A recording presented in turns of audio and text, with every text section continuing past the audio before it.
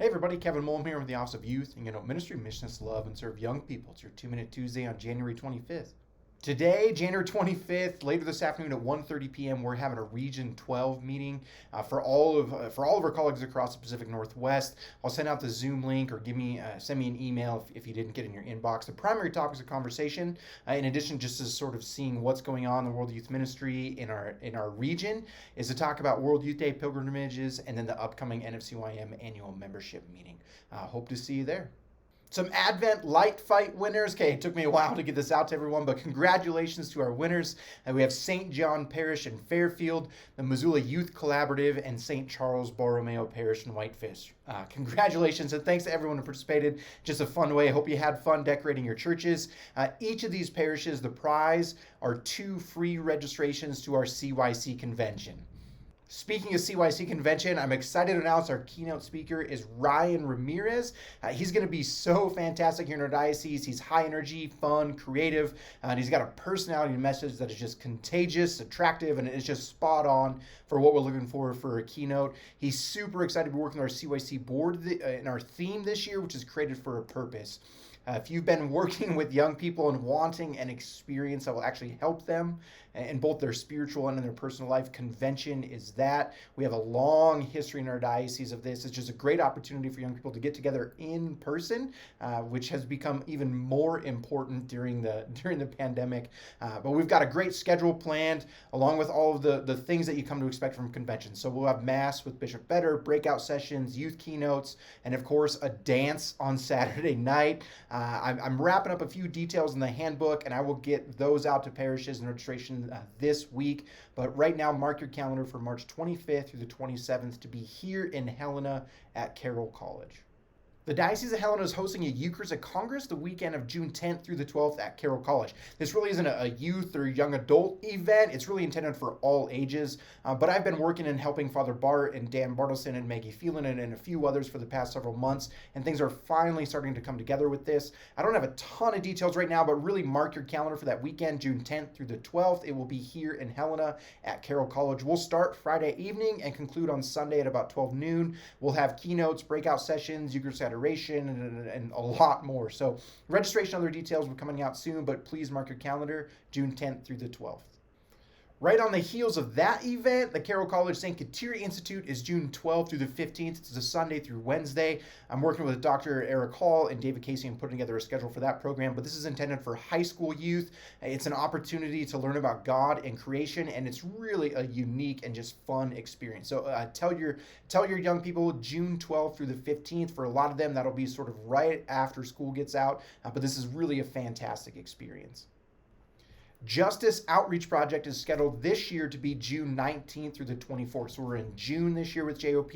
If you have never been or if you've never brought people to JOP, I highly, highly recommend that you make this a part of your ministry program. There's no shortage of similar programs and other opportunities available for youth in the summer. My inbox is flooded. I'm just like yours, I'm sure, with invitations to different camps, mission trips, and things like that all over the U.S. and internationally. And I know this isn't a competition, but if it were, JOP would beat all of them, especially for our youth. It is an incredible experience. And JOP is about forming Christ-centered relationships among our people. It's about getting kids from our communities to make friends with their peers on the Blackfeet Reservation. It's about mutual respect, cultural immersion. It's about reaching out to our neighbor in justice and working on the project of the human heart. I can tell you what we do, but there's really only one way to truly understand how impactful this experience is in the formation of our young people. You have to come. So start making arrangements to bring your young people with you to JOP this year. I promise you that you will not be disappointed. So again, those dates are June 19th through the 24th in Browning.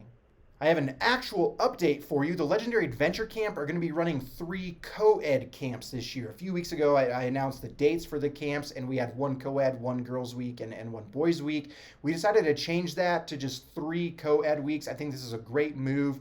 It provides more flexibility to our families, especially if you're also planning on coming to the high school leadership camps at Legendary Lodge. So the dates for the LAC are still the same, but they're open to both boys and girls. So the dates are July 11th through the 15th, July 18th through the 22nd, and July 25th through the 29th. Those are still Sunday through Friday. Father Kirby is working on a new route this year. It'll be south of Missoula in the Bitterroots. More details and registration information will be out in the next few weeks. Speaking of Legendary Lodge, the camp registration is now open. The high school camp is scheduled for July 10th through the 15th, and leadership camp is scheduled for July 17th through the 22nd.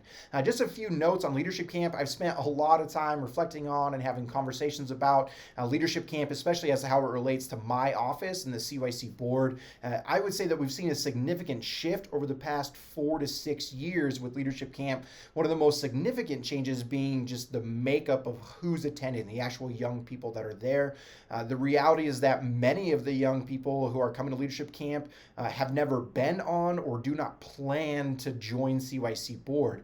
Then we've also seen a significant change just in the youth ministry community, both in terms of who the actual youth ministers are, inviting new youth ministers, saying goodbye to some of those who have left. And we've also seen a change in just the positions being changed or removed in the youth ministry community. And I say all of that just to say that we've seen a shift away from leadership camp being sort of the kickoff for CYC board and more towards a high school camp at Legendary Lodge with more intentional programming on discipleship and leadership. And I'm not judging whether or not that's good or bad. Rather, that's just the reality of where we are. What that means for me on a practical level is that my office is transitioning sort of the planning and coordinating and execution of leadership camp and all of that programming to the lodge staff, specifically Cody and Anna Tredick, both of whom are more than capable of designing that sort of high impact, dynamic, life-giving experience that you expect from leadership camp. What that means for you on a practical level is that we will not be doing the CYC board officer discernment at leadership camp, and the emphasis of programming that week is really on forming young disciples for leadership in general, as opposed to serving specifically on CYC board or diocesan leadership. Now, I don't want to lose the benefits that we've seen from having our youth ministry community investing their time and energy in the summer at leadership camp, which is why, as it has always been, youth ministers are welcome and strongly encouraged to be present at Legendary Lodge camps, especially at leadership camp. I plan to be at leadership camp, and I hope to expand my participation at the other camps throughout the summer, and I invite all of you to do the same. We know that the more contact you have with your kids, especially in the summer, the better it will be for your youth ministry and for your young people themselves, especially when you kick off your fall programming. Anyway, that's sort of the summary of several years of conversations and reflections and thinking about leadership camp, not to mention all the changes and adaptations we had to make during COVID. And it's just something that we have to be constantly analyzing our efforts and making needed changes in order to best serve our young people. So I think it's a good direction. It's a better use of our resources to collaborate more and really to give the lodge staff more direct impact over the programming at leadership camp. That's it for this week. As always, please pray for me, pray for our bishop, and together we will all pray for our young people. God bless.